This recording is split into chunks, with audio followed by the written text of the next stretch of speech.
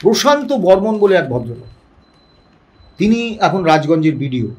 তার roll number হচ্ছে 17000353। তা তিনি তার বিরুদ্ধে একটা মামলা করেছেন পিএসসির অবসরপ্রাপ্ত কর্মী রামচন্দ্র ভট্টাচার্য। তার আইনজীবী হচ্ছেন গৌরব কুমার বসু। গৌরব কুমার বসু পিএসসিতে একটা আরটিআই করেছিলেন, করে জানতে চেয়েছিলেন এই প্রশান্ত বর্মন, যার রোল নাম্বার 17000353, এ প্রিলিমিনারি পরীক্ষায় কত নম্বর পেয়েছে। কিন্তু প্রশান্ত বর্মন গ্রেপ্তারই হচ্ছেন না। এবার এমন ভয়ঙ্কর বদমাইশ এই প্রশান্ত বর্মন, তিনি বলছেন আমি রাজবংশী সম্প্রদায়ের ছেলে, শিডিউল ট্রাইবস, আমি এই রকম WBCS এক্সিকিউটিভে প্রথম হয়েছি, আমি এই চাকরিটা পেয়েছি এবং দাবাং বিডিও হিসেবে আমি কাজ করছি, এই জন্যে ষড়যন্ত্র করে আমাকে ফাঁসানো।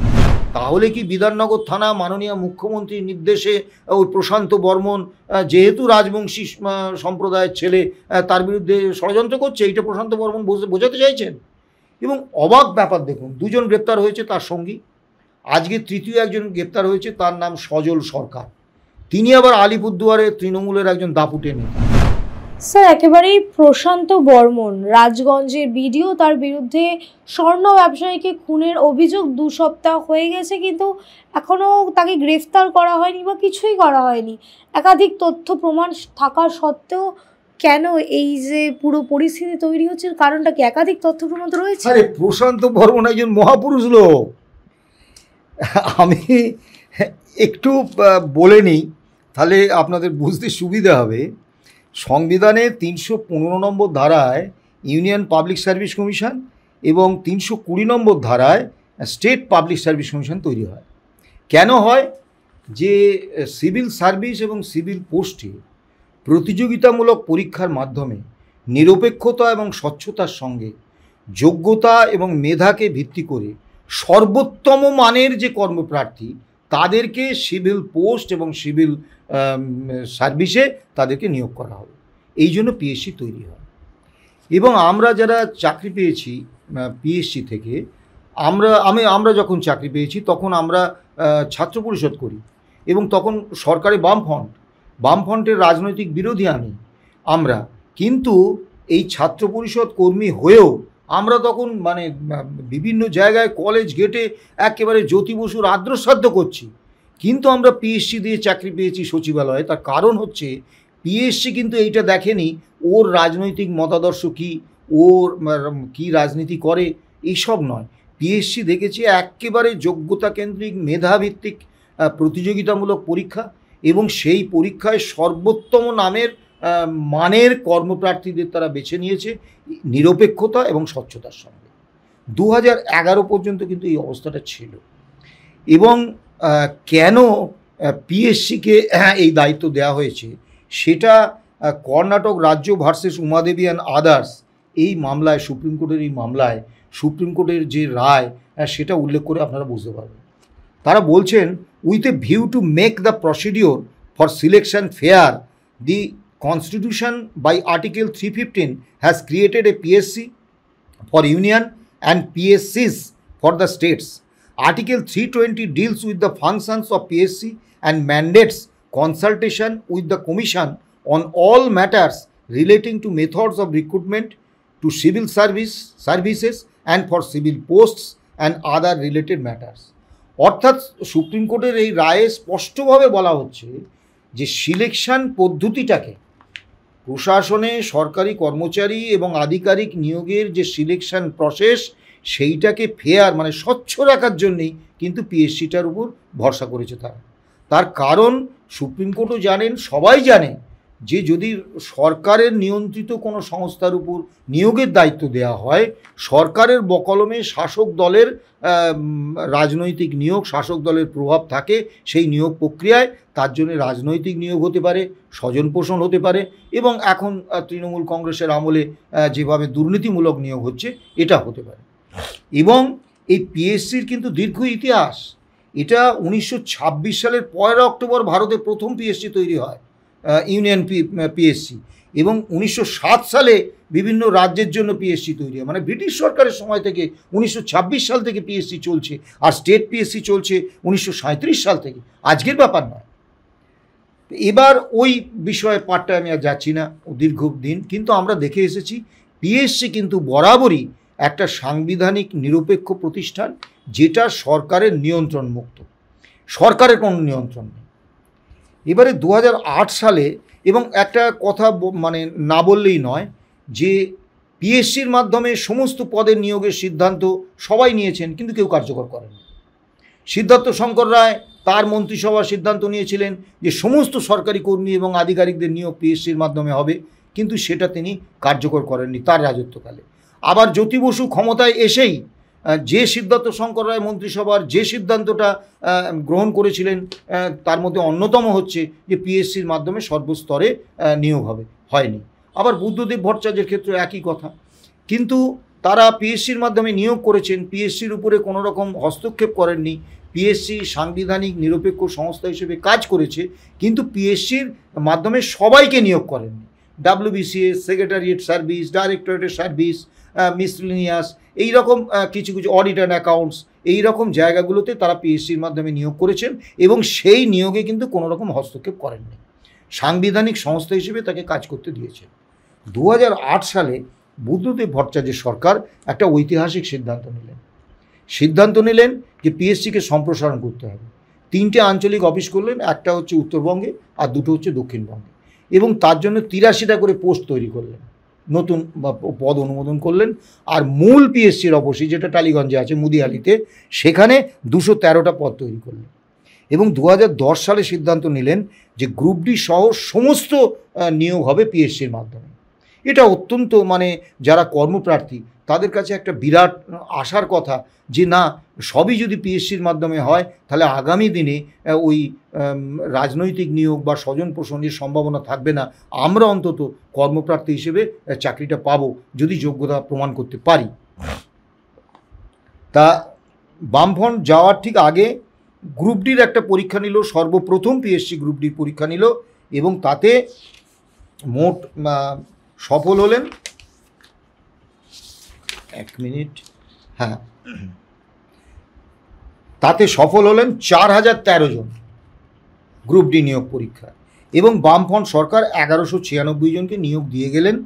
2817 জনের নিয়োগটা দিয়ে যেতে পারলেন না, কারণ তখন সরকার পরিবর্তন হয়ে গেছে, মমতা ব্যানার্জি সরকার এসছে।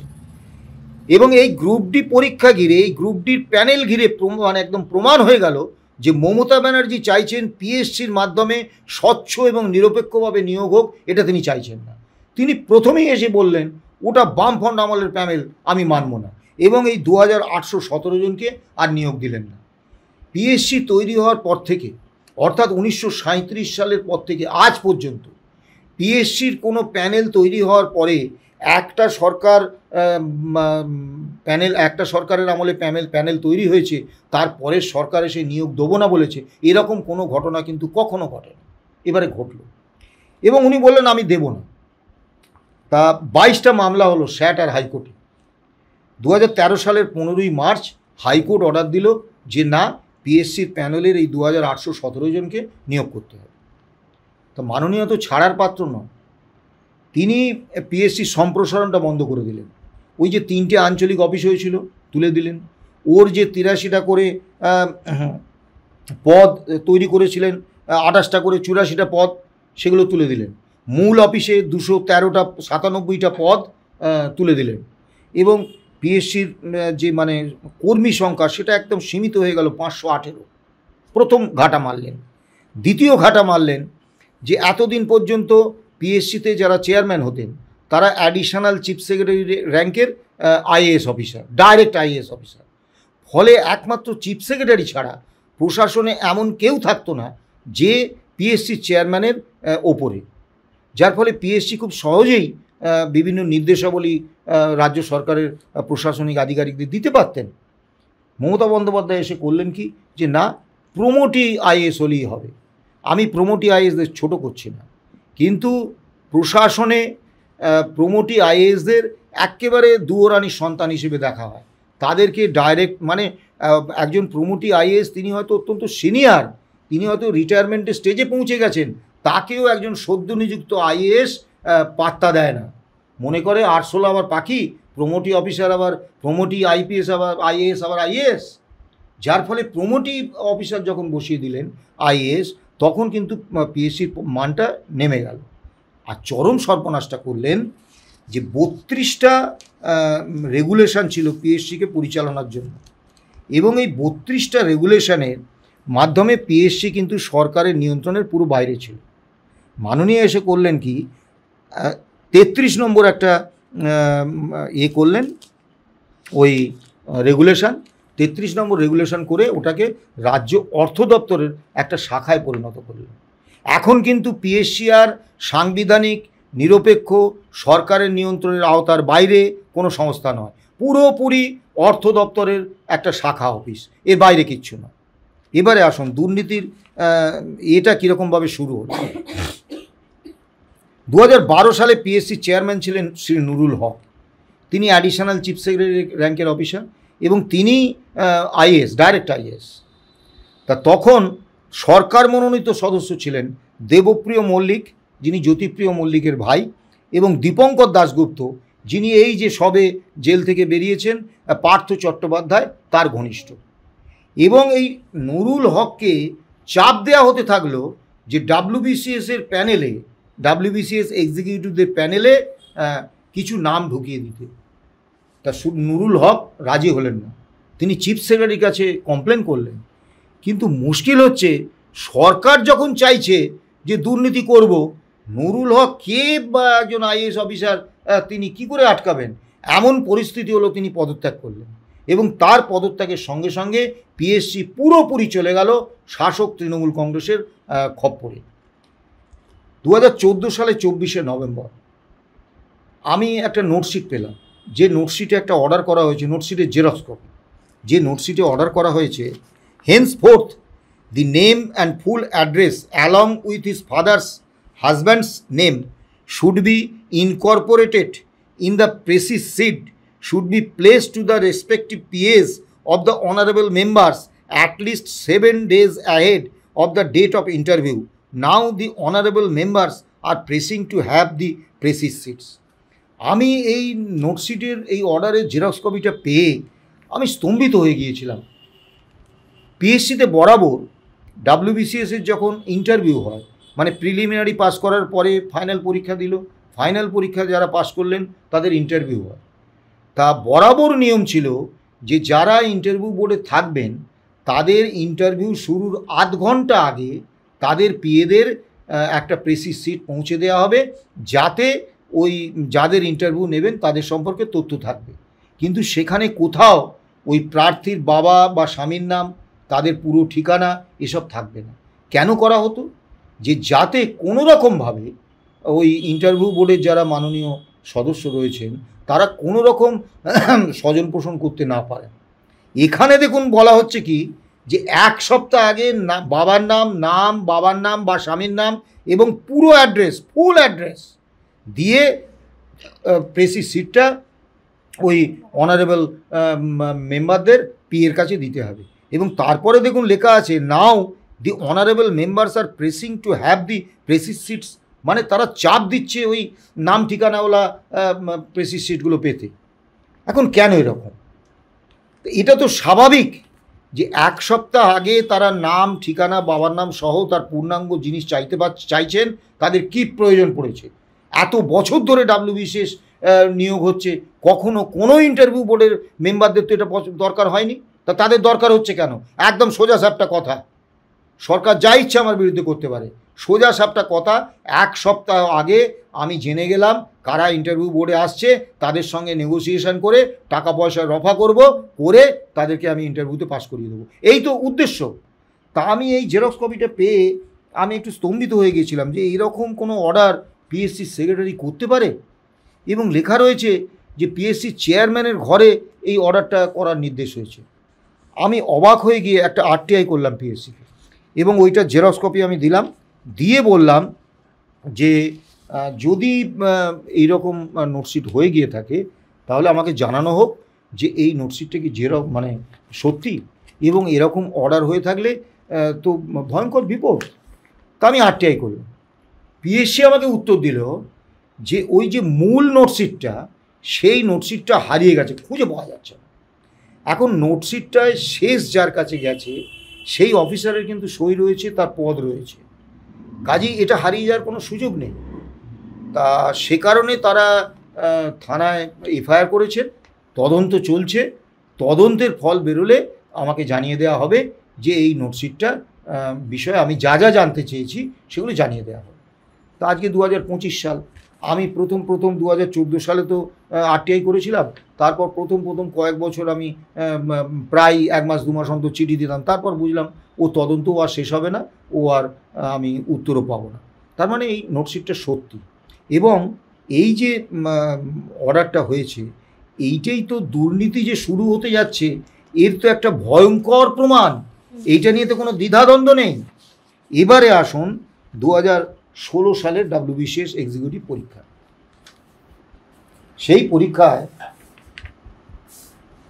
মানে ভয়ঙ্কর ঘটনা ঘটেছে, যে ঘটনা মানে আজ পর্যন্ত ভারতবর্ষের ইতিহাসে বা পশ্চিমবাংলার ইতিহাসে কখনো ঘটেনি।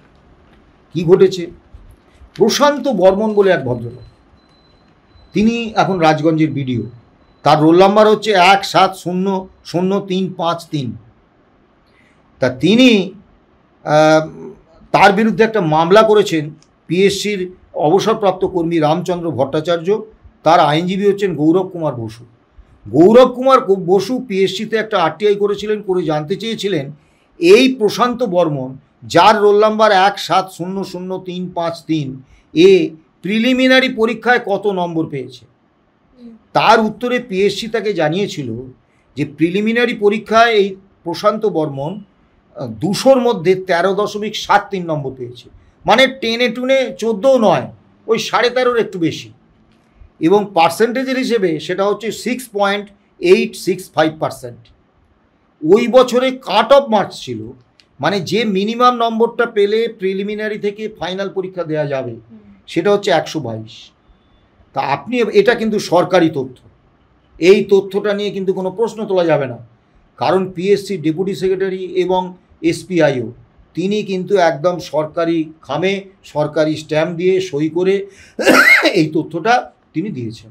তাহলে আপনি ভাবুন, যে ছেলেটি এই 13 পেল প্রিলিমিনারিতে, কাট অফ মার্ক যেখানে 122, সে প্রিলিমিনারি ফাইনাল পরীক্ষা দিল কী করে? এবার চমক আরও লুকিয়ে আছে। তা অভিযোগ হলো সেই সময় 2016-র নিয়োগ প্রক্রিয়া নিয়ে, যে কম্পালসারি 2টো পেপার ফাইনালের, প্রথম প্রশ্নটা কিন্তু থেকেই গেল যে তিনি 13 পেয়ে কীভাবে ফাইনাল পরীক্ষাটা দিলেন। ফাইনাল পরীক্ষা দেওয়ার যোগ্যতাই তো তার হয়নি, এবারে তিনি ফাইনাল দিলেন, ভালো কথা। ফাইনালে ইংরেজিতে তার নম্বর ছিল 0, 0টাকে বাড়িয়ে করে দেওয়া হয়েছে 162, এবং তিনি বাংলায় পেয়েছেন 18, সেটাকে বাড়িয়ে করে দেওয়া হয়েছে 168। তিনি WBCS-এ ফার্স্ট হয়ে গেলেন। তা তিনি WBCS-এ ফার্স্ট, ইংরেজিতে 0, বাংলায় 18 পেয়ে, প্রিলিমিনারিতে 13.73 পেয়ে। এখন মাথায় যদি কোনো বিশেষ হাত থাকে তাহলে তো এরকম হবেই। এবং ওই 2016 সালের পিএসসি WBCS এক্সিকিউটিভ পরীক্ষা নিয়ে ভুরি ভুরি অভিযোগ আছে, এবং এরকম অনেক প্রশান্ত বর্মন ওই WBCS এক্সিকিউটিভ যারা চাকরি পেয়েছেন তাদের মধ্যে আছে। এবারে দেখুন এই ভদ্রলোক কি ভয়ঙ্কর প্রভাবশালী। WBCS এক্সিকিউটিভের পোস্টিং কখনো হোম ডিস্ট্রিক্টে, মানে যে জেলায় প্রার্থীর বাড়ি সেই জেলায় দেওয়া হয় না। তা ওনাকেও দেওয়া হয়নি, ওনাকে দেওয়া হলো কোথায়? কালচিনি ব্লকে। কালচিনি ব্লকটা কিন্তু ওনার যেখানে বাড়ি সেই বাড়ির পাশের ব্লক, মানে হোম ডিস্ট্রিক্টে দেওয়া হলো না, কিন্তু তাকে বাড়ির একবারে কাছাকাছি পোস্টিং দেওয়া হলো, ভালো কথা। 2023 সালে ওনাকে নিয়ে আসা হলো রাজগঞ্জে, সেটাও কিন্তু ওই ওনার বাড়ি থেকে খুব বেশি দূর না। রাজগঞ্জে আসার পরে 2025 সালের 14ই জুন তাকে কালিম্পং জেলার পেডং বলে একটা ব্লক আছে সেখানে বদলি করা হলো। তো স্বাভাবিকভাবে তিনি চলে যাবেন, তিনি কিন্তু গেলেন না। তিনি বললেন না, আমি যাব না, আমি রাজগঞ্জেই থাকব। এবং অদ্ভুত ব্যাপার, মুখ্যমন্ত্রী, মাননীয় মুখ্যমন্ত্রীর অধীনে যে দপ্তর, সেই personnel and administrative reforms department সেই আবদার মেনে নিল এবং সেই অর্ডার ক্যান্সেল হয়ে গেল, তিনি রাজগঞ্জেই রয়ে গেলেন। তারপরে সম্প্রতি যে 300 জন WBCS এক্সিকিউটিভ অফিসারের বদলির আদেশ হলো, তার মধ্যেও তার নাম ছিল।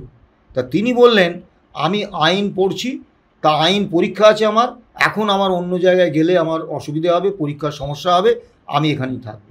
এবং এবারেও কিন্তু এই অর্ডার 300 জনের মধ্যে একমাত্র ওনার অর্ডারটা কিন্তু বাতিল করে দেওয়া হলো। মানে ভাবুন, এবারে আসুন, উনি নিজেই বলেছেন আমি আইন পড়ছি, আইন পরীক্ষা। তো উনি তো বিডিও, WBCS এক্সিকিউটিভ। তো স্বাভাবিকভাবে বিডিও বা যে কোনো রাজ্য সার্ভিসের অফিসারের তার তো ডিউটিটা হচ্ছে 24 ঘন্টা। আমি প্রশাসনের সচিবালয়ে জয়েন্ট সেক্রেটারি ছিলাম, আমি জানি 24 ঘন্টা আমাদের ডিউটি। তা উনি আইন কখনো ল আপনি খোঁজ নেবেন, বিএ হোক, বিএ LLB হোক বা LLB হোক, কোনো ল কোর্স কিন্তু এগুলো রেগুলার কোর্স, এগুলো কিন্তু ওই ডিস্ট্যান্ট এডুকেশনে পড়া যায় না। তাহলে তিনি আইনটা পড়লেন কিভাবে? তিনি বিডিও হিসেবে তার সার্ভিসটাই কখন দিলেন, আর আইন কলেজে গিয়ে আইনটাই বা পড়লেন কখন? তার মানে দু জায়গায় তো একসঙ্গে তিনি থাকতে পারেন না। তাহলে হয় তিনি আইন কলেজে যাননি, সেখানে তার হয়ে পার্সেন্টেজ কেউ দিয়ে দিয়েছে, অথবা তিনি বিডিওর কাজটা করেন, যে কোনো একটা সত্যি। তো এটা কিন্তু সরকার মেনে নিয়েছে। আরও মজার ব্যাপার, এখন যেটা আমি বলবো সেটা হচ্ছে তার বিরুদ্ধে অভিযোগ, প্রমাণ হয়নি, অভিযোগ। তিনি দিনহাটাতে একটা প্রসাদোপম বাড়ি করেছেন, শিলিগুড়ির মাটিগাড়ায় 6 কাঠা জমির উপরে একটা বাংলো করেছেন, নিউ টাউনে একটি 4 তলা আবাসন করেছেন, যে আবাসনে 2 তলায় এই খুনের ঘটনাটি ঘটেছে। দেখুন, আমার প্রশ্ন হচ্ছে, এই অভিযোগটা বিভিন্ন সংবাদ মাধ্যমে উঠে এসছে, রাজগঞ্জের স্থানীয় মানুষও বলছেন। এখন অভিযোগটা সত্যি কি মিথ্যে আমি জানি না, কিন্তু রাজ্য সার্ভিসের একজন প্রাক্তন আধিকারিক হিসেবে আমি এটা জানি যে আমাদের বিরুদ্ধে কোনো অভিযোগ যখন সংবাদ মাধ্যমে চলে আসে বা অভিযোগ যখন ওঠে, তখন স্টেট ভিজিলেন্স ডিপার্টমেন্ট এবং ইকোনমিক অফেন্স উইং তারা কিন্তু তদন্ত করে, সেই অফিসারের বয়ান নেয় এবং খুঁজে দেখে যে এই অভিযোগগুলো সত্যি কি না। অভিযোগ সত্যি হলে তাদের বিরুদ্ধে ভিজিলেন্স হয় এবং অ্যাপ্রোপ্রিয়েট অ্যাপোর্শনেট অ্যাসেট এর মামলা হয় তার বিরুদ্ধে। প্রশান্ত বর্মনের বিরুদ্ধে কিন্তু কিছু হয়নি। তাহলে তার প্রভাবটা আপনি বুঝতে পারছেন। এবারে আসুন, তিনি একটা স্বর্ণ ব্যবসায়ী খুন হয়েছে এবং সেই খুনে তার যোগের প্রমাণ পাওয়া গেছে এবং ওই স্বর্ণ ব্যবসায়ীর বাড়ির লোক তার বিরুদ্ধে এফআইআর করেছে। এখন যদি আমার আপনার বিরুদ্ধে এরকম খুনের অভিযোগে কেউ থানায় এফআইআর করে, পুলিশ প্রথম কি কাজ করবে? পুলিশ কিন্তু আমাদের গ্রেপ্তার করবে, গ্রেপ্তার করে পুলিশ তার মতো করে তদন্ত করবে, তদন্ত করে যদি দেখে যে না আমার বিরুদ্ধে অভিযোগটা মিথ্যে, তখন আমাকে ছেড়ে দেবে। আর যদি দেখে যে না অভিযোগ সত্য, তারা পুলিশ কাস্টডির জন্যে প্রেয়ার জানাবে কোর্টে প্রডিউস করবে এবং পুলিশ কাস্টডি হলে তারা তো আমাকে নিয়ে তদন্ত করবে, জেল কাস্টডি হলেও জেলে গিয়ে আমাকে ইন্টারোগেট করবে এবং আমার বিরুদ্ধে মামলা চলবে। এবং সরকারি কর্মচারীদের বিরুদ্ধে এই ধরনের কোনো কাস্টডিতে গেলে তাকে কিন্তু সাসপেন্ড হতে হয় আর বিভাগীয় তদন্ত হবে। কিন্তু প্রশান্ত বর্মন গ্রেপ্তারই হচ্ছেন না। এবার এমন ভয়ঙ্কর বদমাইশ এই প্রশান্ত বর্মন, তিনি বলছেন আমি রাজবংশী সম্প্রদায়ের ছেলে, শিডিউল ট্রাইবস, আমি এই রকম WBCS এক্সিকিউটিভে প্রথম হয়েছি, আমি এই চাকরিটা পেয়েছি এবং দাবাং বিডিও হিসেবে আমি কাজ করছি, এই জন্যে ষড়যন্ত্র করে আমাকে ফাঁসানো হচ্ছে। তাহলে ষড়যন্ত্রটা করছে কি? এই যে আদিবাসী, আমি জনজাতি, আমি SC, আমি রাজবংশী, এই কার্ড খেলা, এ তো ভয়ঙ্কর নোংরা জিনিস। আপনি জানেন যে কলকাতা হাইকোর্টে জাস্টিস CS কারনান, তার বিরুদ্ধে সুপ্রিম কোর্টের সাংবিধানিক বেঞ্চ মানে শুনানি হয়েছিল এবং জাস্টিস কারনানকে বিচারপতি পদ থেকে সরিয়ে দেওয়া হয়েছিল, তার জেল হয়েছিল শুধু এই মানে দলিত কার্ড খেলার জন্য। এটা একটা ভয়ঙ্কর জিনিস। আপনি যখনই বিপদে পড়েছেন আপনি দলিত কার্ড খেলে দিলেন যে আমি দলিত, এই জন্য আমার বিরুদ্ধে ষড়যন্ত্র হচ্ছে। তা ষড়যন্ত্রটা করছে কে? তদন্ত করছে বিধাননগর থানার পুলিশ। মৃতের পরিবার তারা অভিযোগ করেছে, তারা ভিডিও দেখিয়েছে যে প্রশান্ত বর্মন সেখানে ছিল এবং তারা এফআইআর করেছে।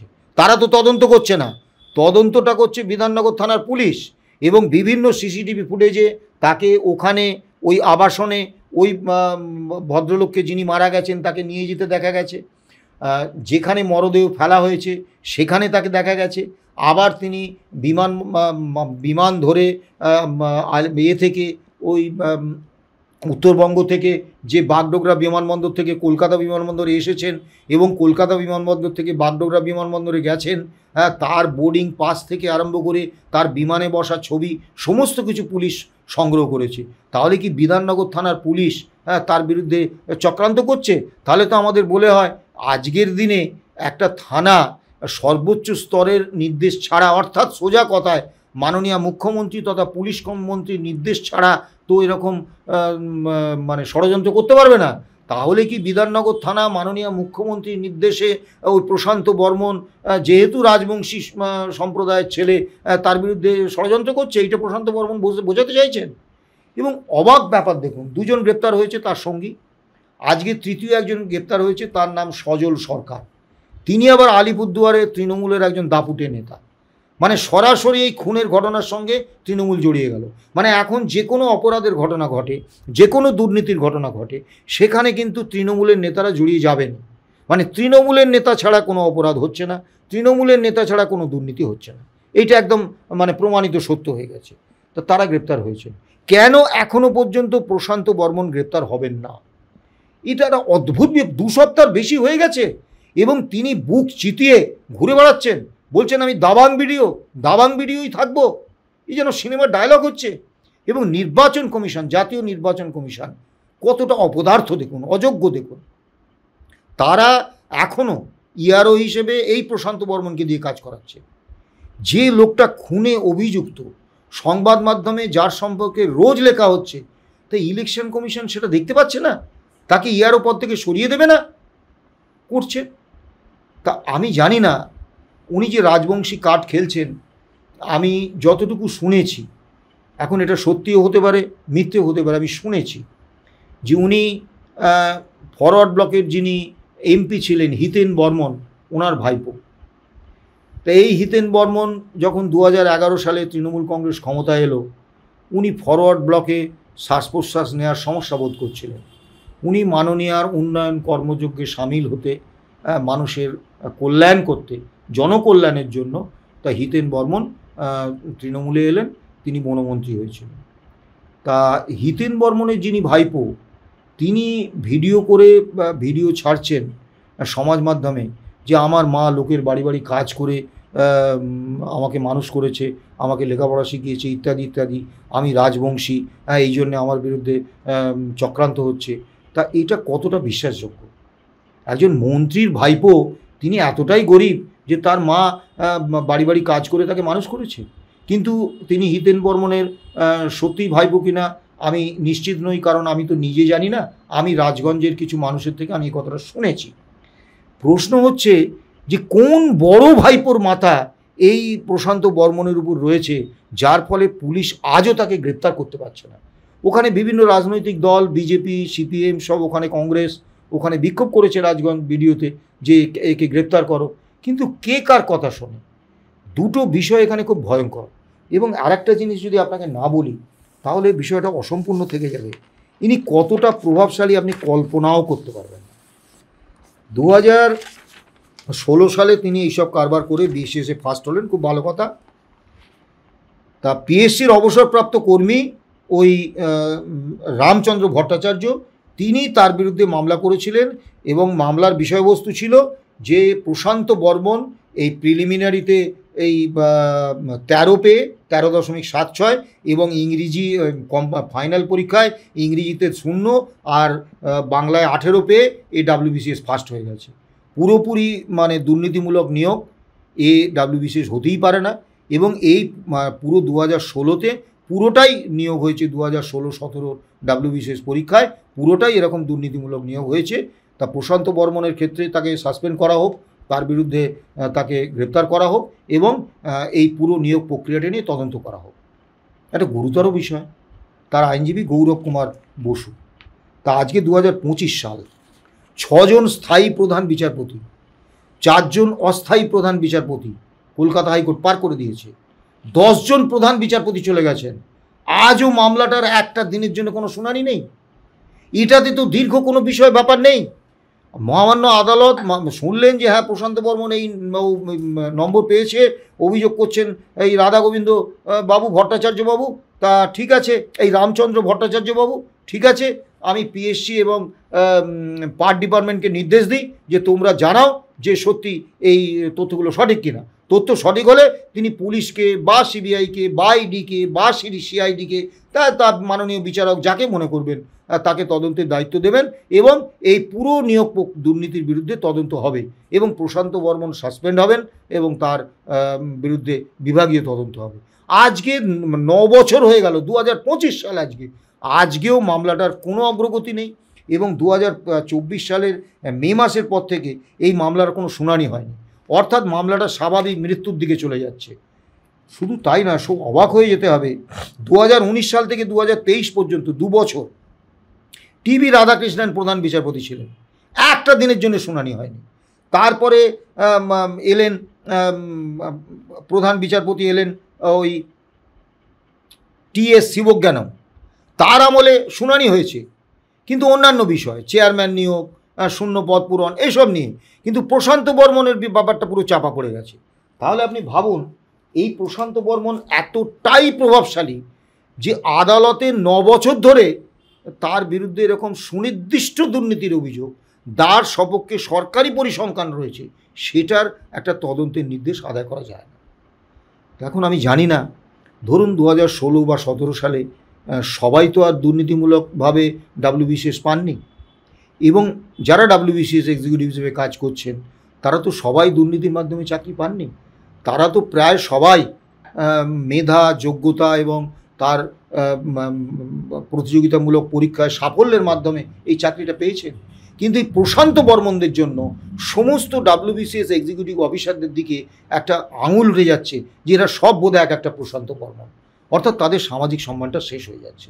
আমি জানি না তিনি আদৌ গ্রেপ্তার হবেন কি না, বা যদিও গ্রেপ্তার হন হয়তো ওই তিনি যে ষড়যন্ত্রের কথা বলছেন সেই ষড়যন্ত্রের তত্ত্ব দিয়ে তাকে বার করে দেওয়া হবে কি না, কিন্তু এটা প্রশাসনের পক্ষে, এবং যেহেতু মাননীয় মুখ্যমন্ত্রী হচ্ছেন পুলিশ মন্ত্রী এবং পার্ট ডিপার্টমেন্টের মন্ত্রী, তার পক্ষেও খুব লজ্জার, এবং বাংলার পক্ষে তো চূড়ান্ত লজ্জার।